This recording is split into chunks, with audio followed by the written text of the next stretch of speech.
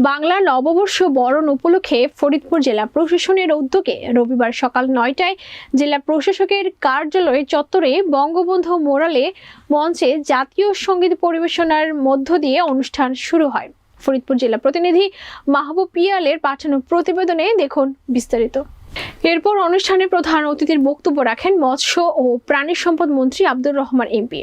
ফরিদপুর জেলা প্রশাসক মোহাম্মদ কামরুল আহসান তালুকদারের সভাপতিত্বে অনুষ্ঠানে বিশেষ অতিথির বক্তব্য রাখেন ফরিদপুর ৩ সদর আসনের সংসদ একে আজাদ, ২ আসনের সংসদ শাহাদাব আকবর লাবু চৌধুরী, ৪ আসনের সংসদ মুজিবুর রহমান নিক্সন চৌধুরী, সংরক্ষিত আসনের এমপি ঝর্ণা হাসান, পুলিশ সুপার মোহাম্মদ মুর্শেদ আলম ও জেলা আওয়ামী লীগের সভাপতি শামীম হক। এরপর মন্ত্রী ও এমপিগণ বেলুন ও ফেস্টুন উড়িয়ে মঙ্গল শোভাযাত্রার উদ্বোধন করেন।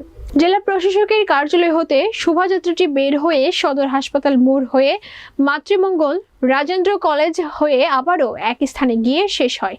শোভাযাত্রায় আবহমান বাংলার ইতিহাস ঐতিহ্যের প্রতীক প্রদর্শন করা হয়। এর আগে সকাল ৮টায় জেলা প্রশাসকের বাংলোতে বাংলা নববর্ষের শুভেচ্ছা বিনিময় ও বাঙালি খাবারের আয়োজন করেন জেলা প্রশাসক মোহাম্মদ কামরুল আহসান তালুকদার।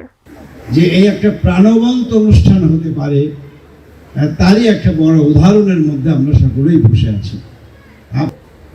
একটা জায়গায় আমাদের যাওয়া যেটা চলমান থাকবে, সেই পুরাতনকে ঝেড়ে মুছে আমরা নতুনকে আঁকড়ে ধরব, এটাই হলো আমাদের এই বর্ষবরণের মূল কারণ।